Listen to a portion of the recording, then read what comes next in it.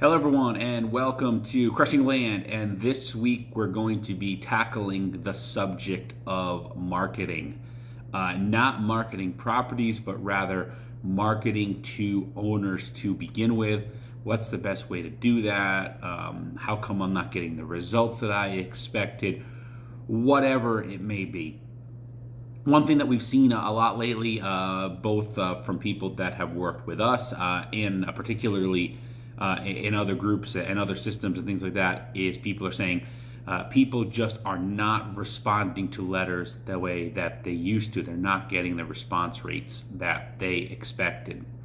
One thing that we have brought up over and over and over again is that this is normal. Okay, as the market is hotter, as there's more competition, as there's more realtors involved in going after properties for the sake of listing them, that means that there's obviously more pieces of mail that are being received by these owners, and because of that, their responses are going down. 10 years ago in this business, it was very common to have a 12-15% response rate to our letters, meaning you send out 100 pieces, 12 to 15 people contact you. We're not in that world right now. Right now, we're living in a 3, 4, 5% world in a good area. So you have to adapt according to that. Now, that being said, it's still way, way, way, way, way better than houses. I was just speaking to somebody the other day that's in the house world, and they said that right now they are spending about $14,000, not pieces, $14,000 in direct mail to get a single deal. We're nowhere near that, okay? So you have to be realistic with it when it comes to vacant land. Our spend is way, way, way less than that. Now, on top of that, you also need to do things that set yourself up for success. One of those things, first and foremost, very simple to do, but yet most people never do this, is as you're mailing these pieces, as you're sending them out, you want to make sure that they're actually being delivered and that they're being delivered in a timely fashion. Whether or not they are doesn't really affect much of the deals because they will trickle in down the road. But it can be a little bit alarming, or it can be a little bit confusing to you if you're mailing something and your phone just isn't ringing. So what we tell people all the time is make sure, particularly if you're using a mail house, definitely if you're using a mail house because you don't control it, is make sure that you include a dummy piece in your mailing. What does that mean? It means mail yourself a letter, right? Make sure that you are included and see what the date is and see when you receive it. Do the same thing if you're mailing yourself. Putting yourself on the list each and every week and sending those things out is not a difficult thing to do, but it lets you keep track of where the mail currently is. We are getting back mail right now. It's coming back return to sender from stuff that was mailed months ago. So it shows that there's a very big delay in the mail system right now. You just have to be aware of that. It's very easy to become disillusioned with the business and think, oh man, this just isn't working. Things aren't hitting and things like that because there's a delay in how long it takes to get there.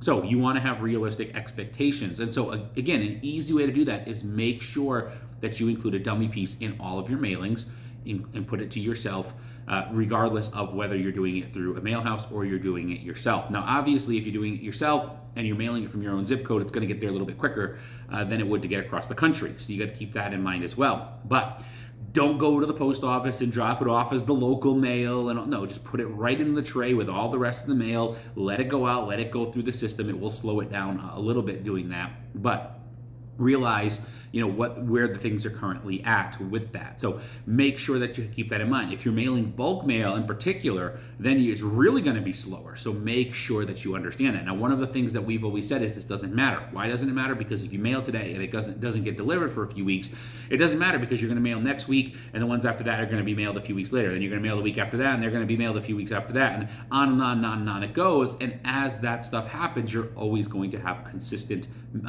responses coming in. That's why we say always be consistent. Don't stop. If you take your foot off the pedal with this, then you're obviously going to see lulls. But if you keep going, that's not going to happen.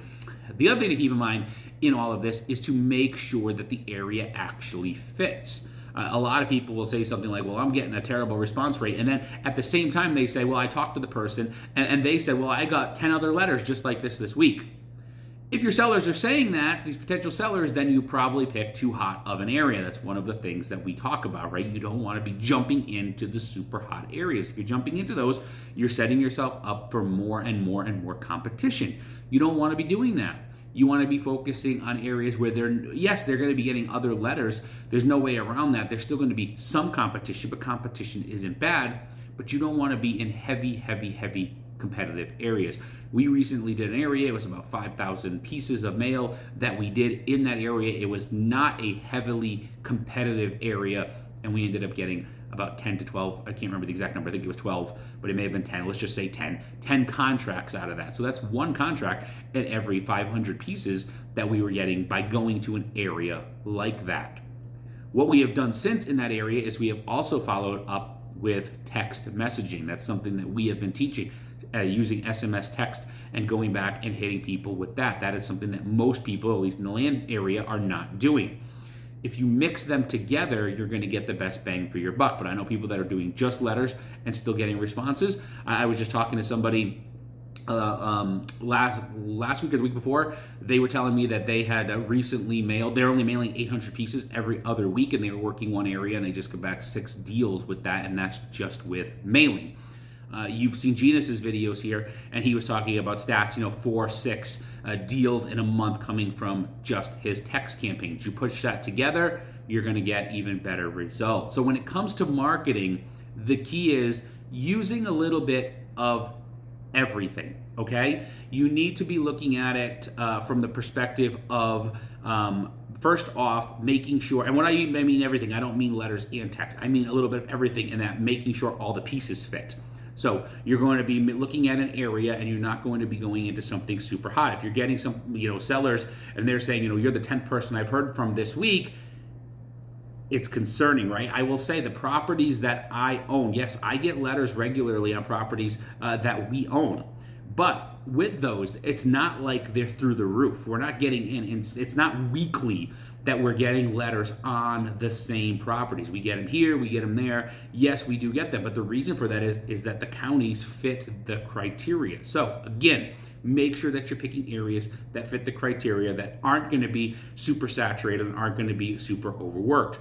Then from there, make sure that you're using the right type of mail. When you're using direct mail, make sure that you're reaching out to these people the right way.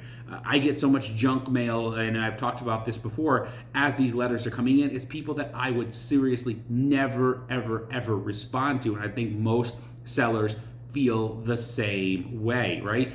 It's just junk. It looks like junk. It's something that that there's just not going to be a heavy response for. So because of that, when you are competitive, you don't want to be competing with 10 other people, but if you're competing with a couple other people, the key there is obviously make yourself stand out. That's one of the things that we do with our direct mail. Our piece is made to stand out and obviously get their attention based on the way it's written.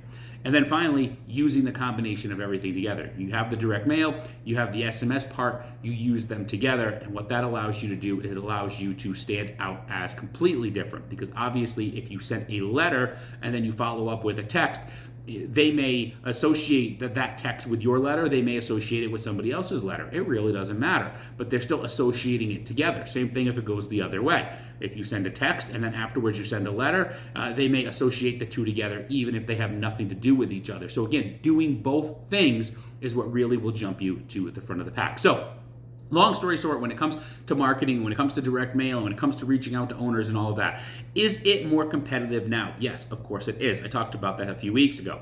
That being said, is it going to drop? Yes, of course it will, because right now the market's still hot, it's still doing well, and because of that, everybody's jumping in. Will those people get disillusioned? Will they leave when things don't work out the way they want, especially as the market shifts? Yes, of course they will. It always happens. We've already lived through it a couple times.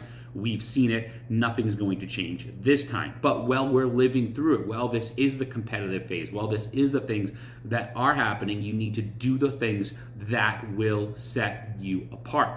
Again, namely, make sure that you're picking the right area, make sure that you're using the right pieces, and do the most to hit people from multiple methods with your marketing. And make sure that you track everything, right? Make sure you actually see when things are, you're not gonna be able to see when they're delivered, but you'll be able to at least get an idea because you'll be getting a piece in the mail yourself. So make sure that you do those things as well. If you do all of those things, you will still see results. We are still seeing results. We have other investors that we work with, and you see their stories and everything, and they are seeing results. But the key is making sure you do these things and keep yourselves separate. Follow the right course, follow the right information, do the right things, and then you'll see the results in these hotter markets. So thanks everybody for joining us. Make sure to like us, make sure to follow us for more information like this. We'll keep coming to you, giving you these tips to make sure that you can be successful in any market in your land investing business.